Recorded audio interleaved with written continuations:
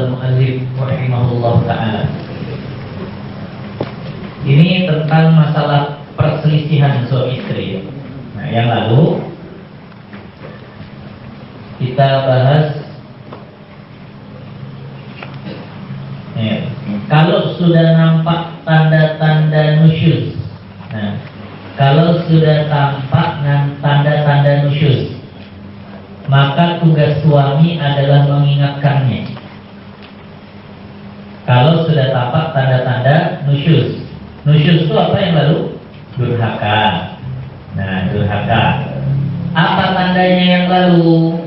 Nah, yang lalu itu tandanya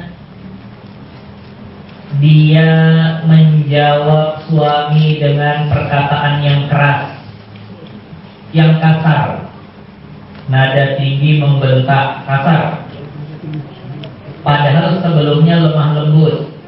Nah, jadi maka itu tanda nusyuz.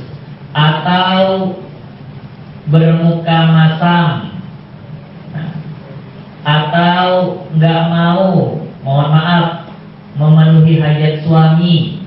Nah, itu kalau seandainya sudah muncul gitu di sini, maka hendaklah, itu kan sampai situ. Ya, betul tandanya. Maka hendaklah. Halaman 159. Iya, maka hendaklah. Maka hendaklah. Nah, kalau sudah ada tanda-tanda seperti itu, nih saya hitungin ya. 1, 2, 3, 4, 5, 6, 7, 8, 9, 10, 11, 12, 13 baris dari bawah paling kiri, 13 baris dari bawah paling kiri. Maka hendaklah, nampak, diajarkan dia itu ya. Nah, jadi kalau seandainya tugas suami, dengarkan, mau suka atau nggak suka itu perempuan, mau istri itu bisa dinasehati atau tidak, bukan urusan kita kepadanya dia dari mana saja, enggak. Yang penting tugas kita sebagai suami selesai. Makanya selalu saya katakan, suami yang takut adalah suami yang tidak bisa beribadah kepada Allah gara-gara istri. Bukan suami yang diem aja itu takut, enggak. Istri ngomel, dia aja penakut, enggak juga. Kenapa? Karena saat itu belum saatnya. Kalau dibalas ya mungkin nanti bakalan tambah parah. Tapi setelah dia melakukan itu, dia nasehatin, nih, nggak bagus kayak gitu. Yang suami ngomong kasar sama suami itu nggak bagus. Allah begini segala macam. Memang mungkin nggak dia terima, tapi kita sudah lepas daripada tuntutan. Nah, ya sampaikan. Nanti kalau seandainya dia menolak, nah, kita rendah ngaji, dan nyampe ilmunya, boleh rupanya menolak ajakan suami begitu. Nggak takut rupanya berdosa. Oh, begini segala macam kan. Yang penting kita sudah lepas dari kewajiban untuk menegurnya. Nanti akan ada teguran berikutnya. Kalau nggak berubah, kalau berubah, alhamdulillah. Nah, maka hendaklah diajarkan dia, Nah, dan menakuti akan dia, ditakuti akan dia. Dengan tiada dipukulkan dia, nggak boleh dipukul. Jangan langsung pukul. Begitu istri ngomong keras, pak, ditampar langsung, dosa. Nggak boleh langsung pukul, nggak boleh. Jadi diajarkan dulu, ditakuti itu diingatkan kepada adab Allah, diingatkan kepada Allah. Dan tiada dihajarkan dia. Ini maksud dihajarnya bukan dipukulin kan? Hati-hati nih, dikasih footnote, takutnya salah mengajar nanti. Ini nggak boleh ya, dipukulkan nggak boleh, dihajar nggak boleh. Hajar itu kalau bahasa Arab ada dua, ada hak besar, hajar itu artinya didiemin, dicuekin, nggak diajak ngomong, itu artinya dihajarkan. Nggak boleh didiemin. Nah, jadi nggak boleh dihajarkan. Ada yang kedua pakai hak kecil. Hak kecil itu hajar, apa nih? Batu. Ini yang kadang kalau orang Arab naik ojek di Indonesia sering salah sangka ya. Orang Arab naik ojek di Indonesia, nampak ada batu besar. Kata orang Arabnya hajar. Nah, maksudnya ada batu. Sama tukang ojeknya dihajar betul. Nah, dia ada batu, jadi ditantangin pula. Hajar, gua hajar. Udah ingatin dari batu gitu. Jadi hajar dengan hajar beda. Hajar batu.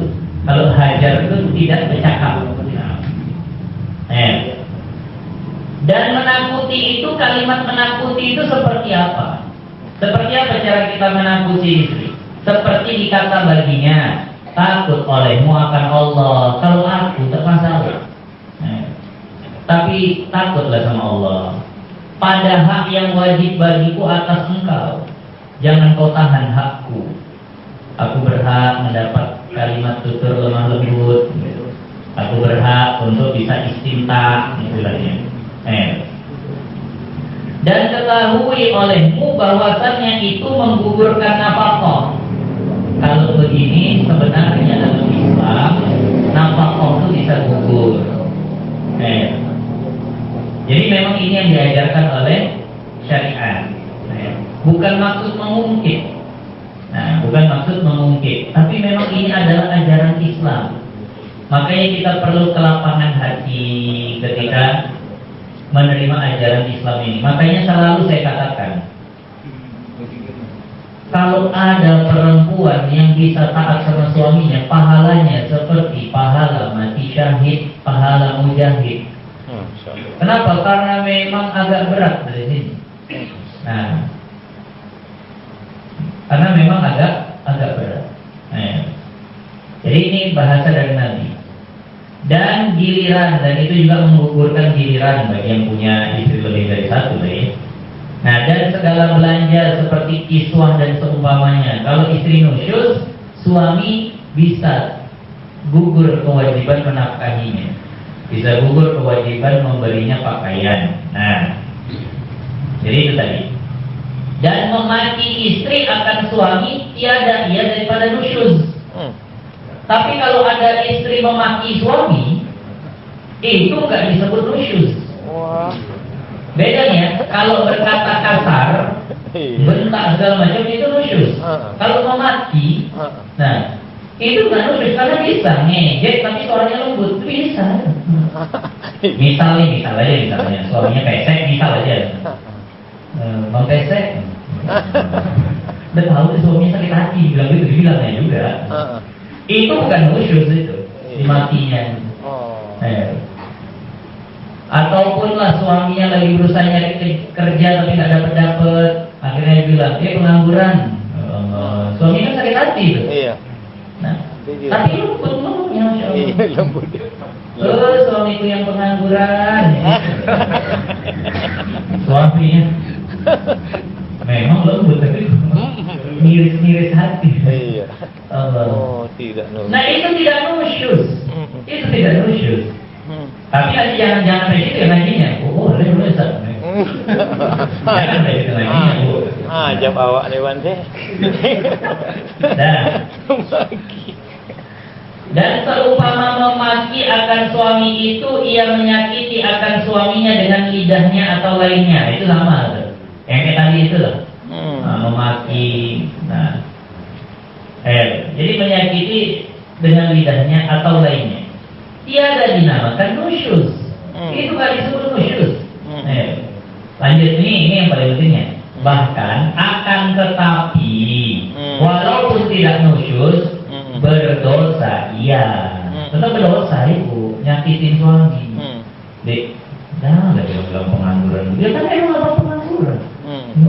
Nggak tengok tetangga ketawa semua kalau ngomong gitu.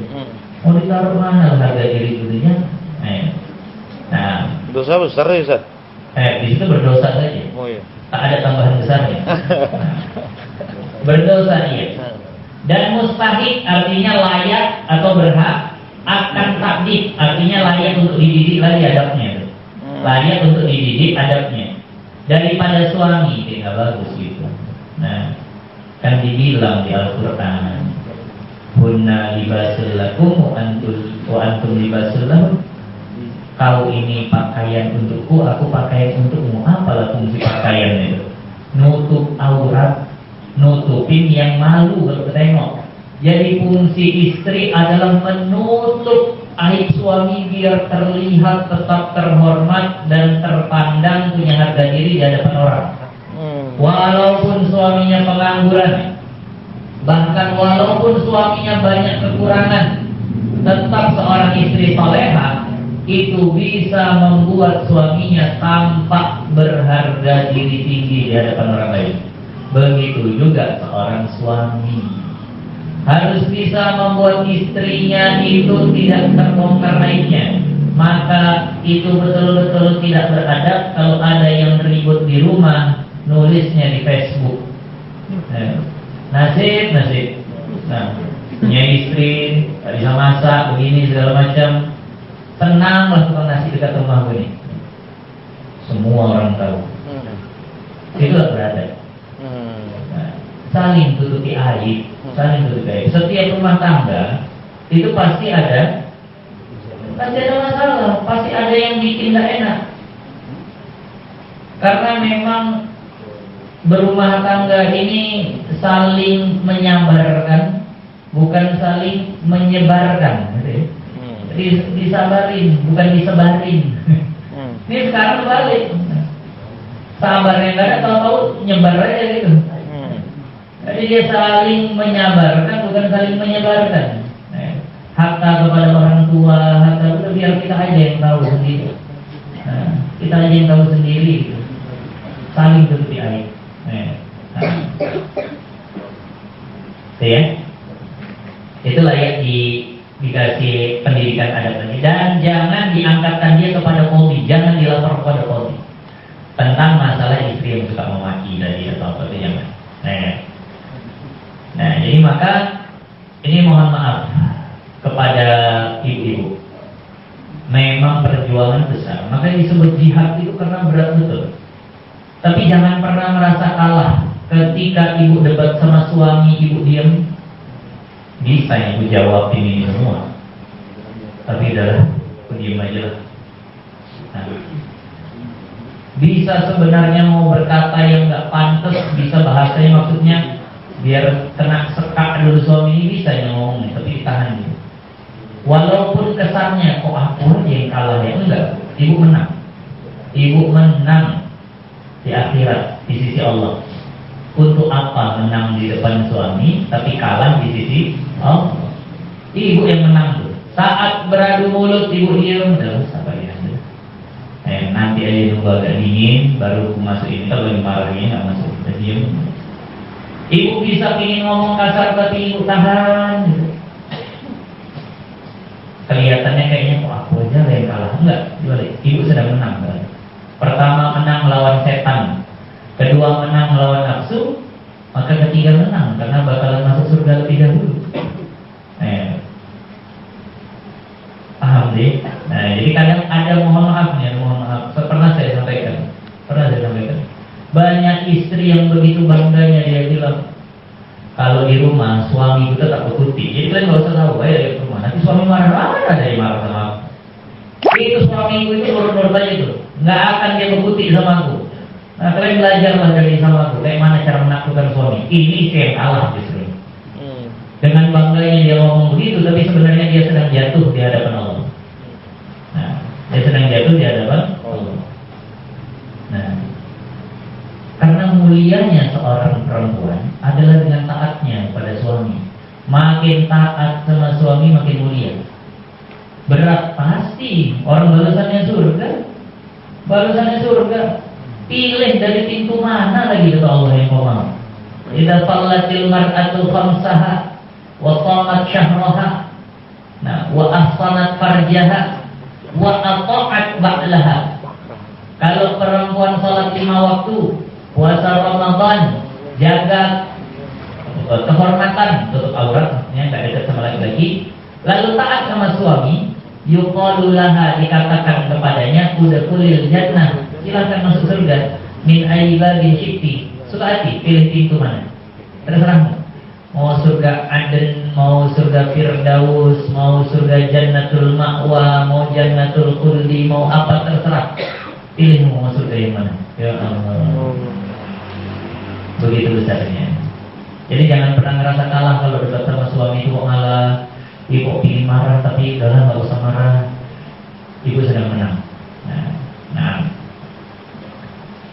Nah, karena saya pinginnya bukan pingin ibu menang di dunia, saya pingin ibu masuk surga. Tapi menes Ustaz, iya, hancur seperti itu. Iya, begitulah memang perjuangannya seperti tadi itu. Nah, sekarang pesan untuk bapak-bapaknya, mudahkan jihad istrinya, Pak. Kan kita ingin istri kita masuk surga, mudahin jihadnya. Nah, jangan lapangan jihadnya tuh kayaknya sulit betul dia untuk berjihad itu. Jangan diomelin aja, jangan dimarahin saja. Jangan perkara-perkara kecil terus dibesarin aja. Wajar kalau istri itu capek, ya udah. Kalau nggak bisa masak, kita beli aja, apa-apa. Kalaupun udah agak sering beli, pingin rasanya nyuruh masak, jangan keluarkan bahasa yang kasar. Kalau saya mau makin males saya mau masak. Ini bahasa yang lain. Kayaknya udah rindu sama masalahnya. Masya Allah. Udah lama. Ini sebenarnya tahan-tahan kan makan di luar ini. Hambar. Kalau udah kena tanganmu kan begitu aja. Ada bahasa yang bagus, kenapa pilih yang kasar? Jadi jihad istri itu mudah. Nah, jihad istri itu mudah. Nah, jadi makanya bantu mudahnya jihad istri. Kita ingin istri kita masuk surga. Nah, kita ingin istri kita masuk surga. Saya pernah pesankan sama istri saya, nanti kalau masuk surga, nah carilah terima.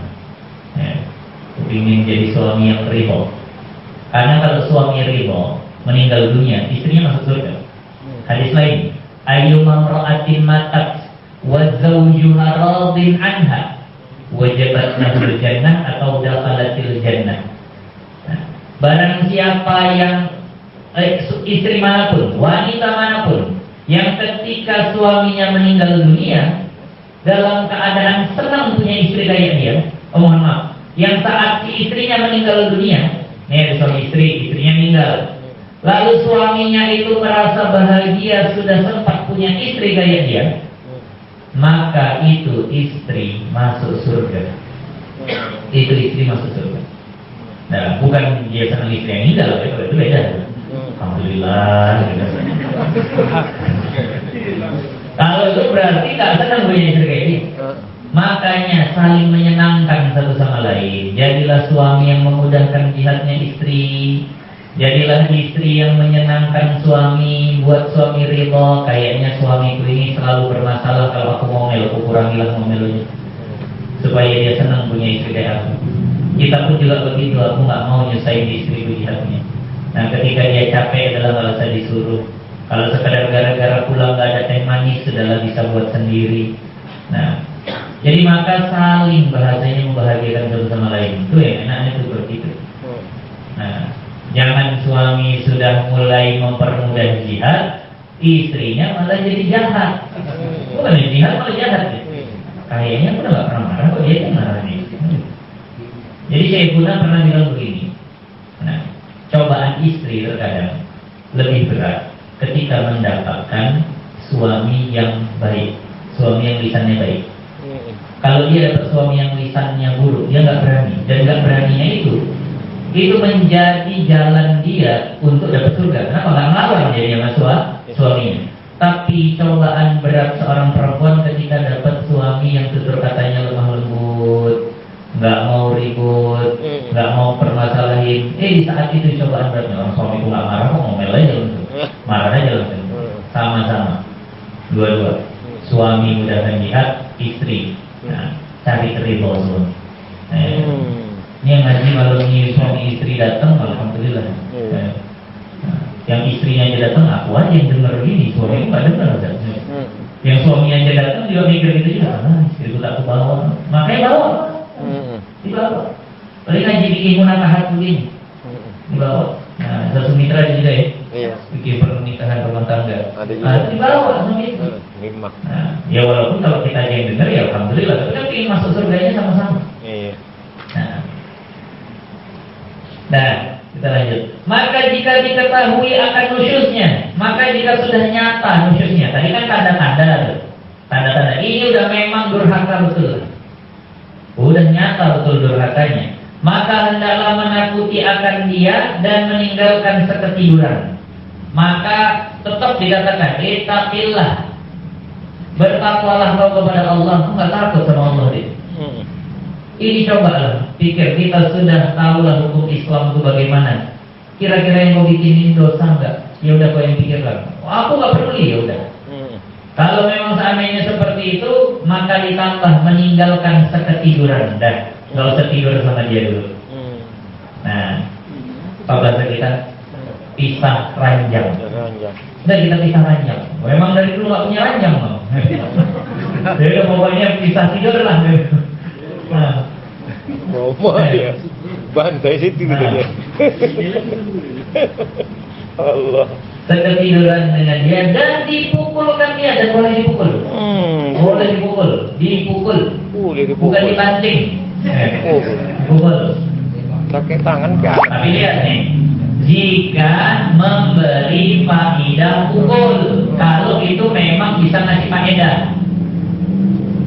Tapi kalau seandainya justru membalas dia, tambah parah kalau pukul ini. Apanya pukul, Ustaz? Nah, nanti di sini akan dijelaskan. Iya. Jadi kalau seandainya ini kalau pukul, dia berubah, pukul. Tapi kalau pukul makin parah, nah lanjutannya, maka jangan dipukul jika tiada memberi faedah. Kayaknya sekarang kalau dipukul malah nambah masalah. Ngadu deh. Ngadu deh. Silo taklid terlanggar. Begini begitu segala macam. Ya. Kalau nggak memberi faedah pukulnya, seperti barang yang jangan dia pukul akan sebagai yang sangat sakit, juga jangan mukul sampai sangat sakit. Nanti kalau dalam kitab apa ya? Lupa saya. Satu mungkin. Mukulnya itu biar nggak sakit, di situ katanya dengan sapu tangan. Nah, bukan mukul, betul. Sapu tangan ya. Ini boleh. Mana sakit?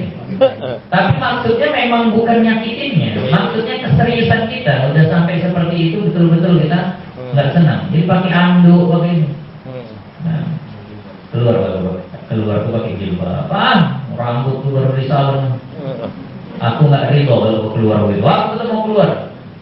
Ini bisa menggugurkan nafkahmu kalau begini. Kalau udah kelarang kalau keluar, aku bisa kerja sendiri. Alang betul. Aku mau cari kerja sendiri. Keluar kau, sabet. Keluar pukul. Nah, boleh. Kalau seandainya memang menunjukkan keseriusan. Nah, dan jangan dipukul akan muka. Nah, tapi nggak boleh mukanya dipukul. Apanya? Selain muka lah. Dan selain, nah ini lanjutannya. Dan segala tempat kebinasaan. Nah, jangan batang lehernya dipukul. Jangan ulu hatinya ditumbuk. Nah, itu tempat-tempat kebinasaan. Nah, jadi pukul apa? Kakinya, betisnya, itu. Kalau ditekek, Ustaz? Ya terserah, sama lah ya. Sama. Alasannya seperti itu. Nah, jadi nggak boleh muka yang dipukul. Kalau ini ada manfaat ya, kalau ini ada manfaat. Kata baginda Nabi, kalau kau memang harus mukul, fattaqil wajha. Idza darabta fattaqil wajha. Kalau memang kau harus mukul, maka hindari wajah. Hindari wajah, jangan. Ini sangat dimuliakan. Ini tempat orang sujud, alat orang sujud kepada Tuhannya. Jadi jangan menampar, menumbuk muka ini. Nah,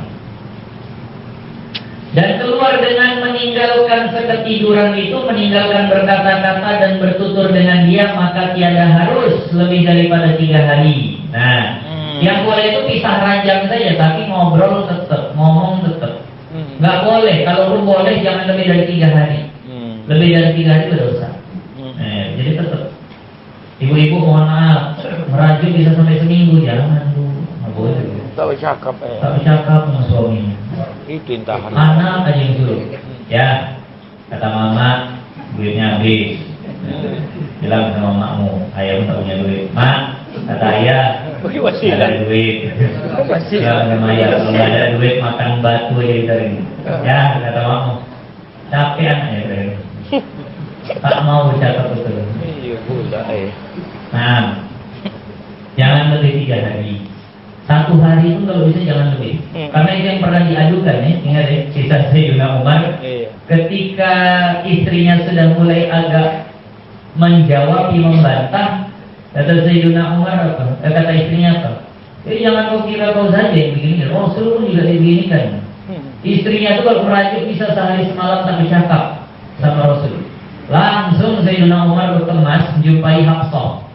Bukan kau kan yang begitu kan sama Rasul, anak beliau. Kau jangan tertipu ya sama Aisyah, kata Sayyidina Umar kepada Sayyidah Hafsah.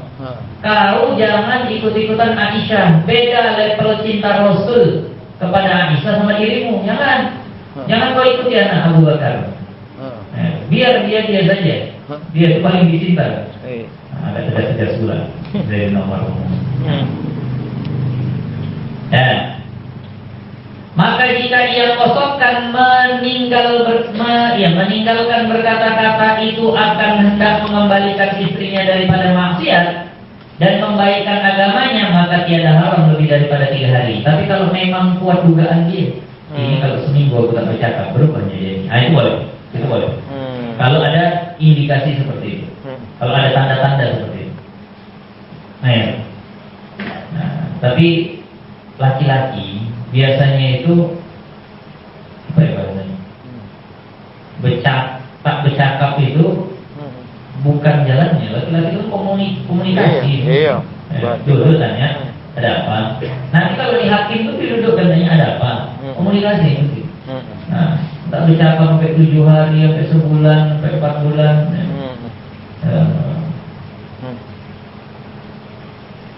Nah.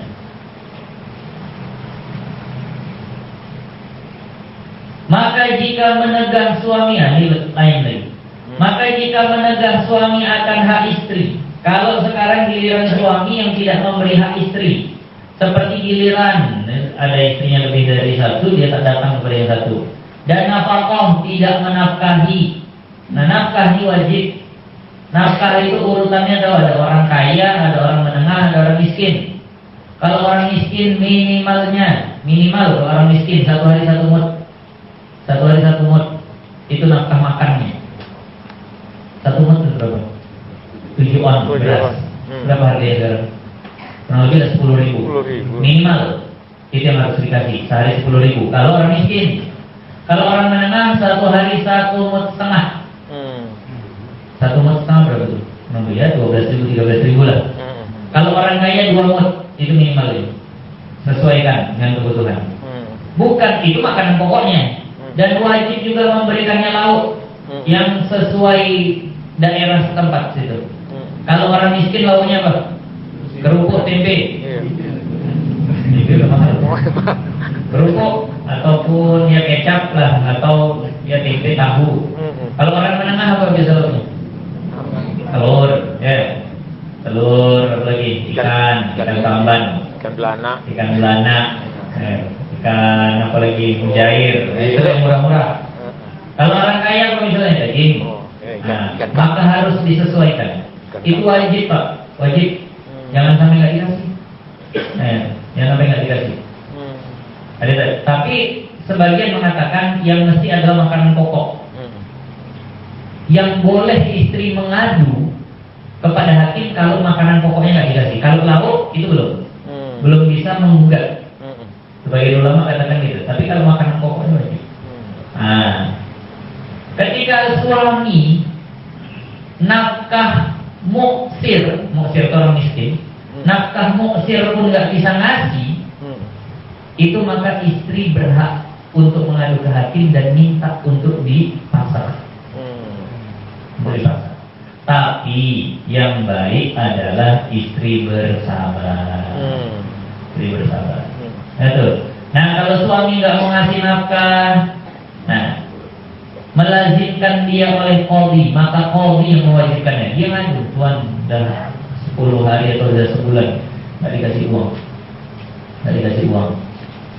maka dipanggil sama qadhi. Kemudian kasih uang sekarang. Kalau nggak pada penjara, gitu. Kalau nggak dihukum, atau kasih uang sekarang. Kalau nggak ceraikan aja.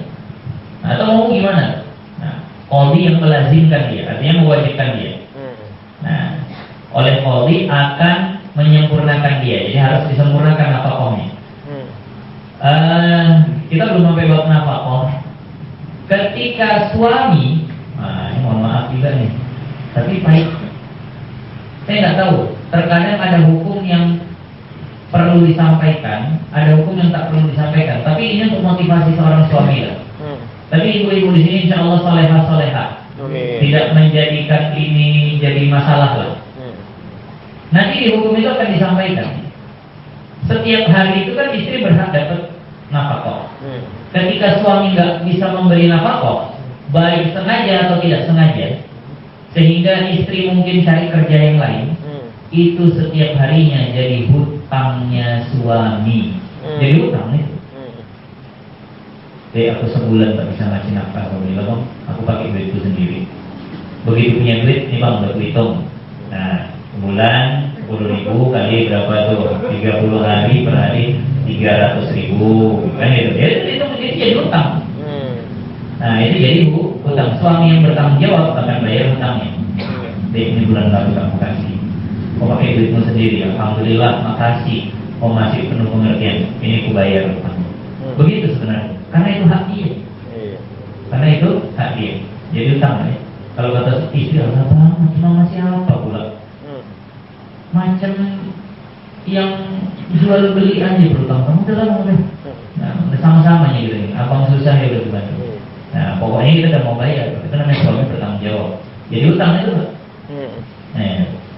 Nah, atau ia menyakiti akan istrinya dengan dimakinya, atau umpamanya dengan tiada sebab.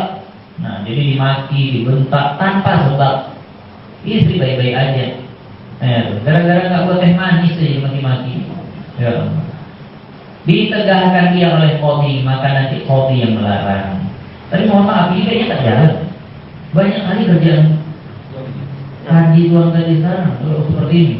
Mana rumah tangga yang tak menafkahi itu banyak? Betul kan begitu?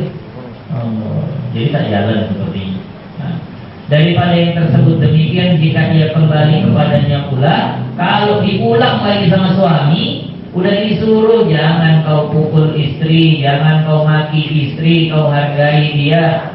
Diulang lagi, ditakzirkan dia, ditakzir, terserah. Takzir itu kan hukumannya ada had, ada had, ada qisas, ada takzir, kan gitu kalau hukumannya. Qisas itu balas yang sama. Had itu memang yang sudah ditetapkan sama agama, misalnya potong tangan kah, cambuk 100 kali. Kalau takzir ini ijtihadnya qadhi, ijtihad hakim. Cocoknya kalau dibuat misalnya penjara, misalnya penjara. Nah, apalah yang bisa. Jika dituntuti oleh istri, kalau itu dituntut oleh istri, atau mendakwa, insya Allah akan datang. Maka mudah-mudahan hadir-hadir kita ke majelis yang membahas tentang pembahasan rumah tangga, itu akan membuat kita menjadi orang-orang yang sabar dalam berumah tangga.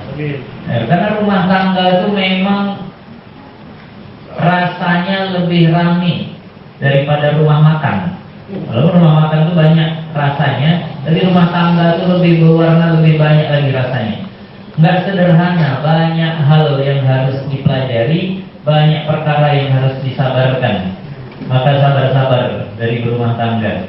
Ingat, nah kalau dapat istri yang terkadang lisannya sering nyakitin, ngomongnya tinggi saja, kasar nadanya, maka itu bisa jadi ladang pahala bagi kita. Tapi jangan sampai dibiarkan, karena itu akan menjadi ladang dosa bagi istri. Tetap dinasehati, tetap dinasehati. Kita nggak mau kita yang berpahala, lalu gimana aja, dosa-dosa apa sih? Enggak, jangan, tetap dinasehati, kasihan. Nah, itu tadi adalah bagian dari kewajiban kita.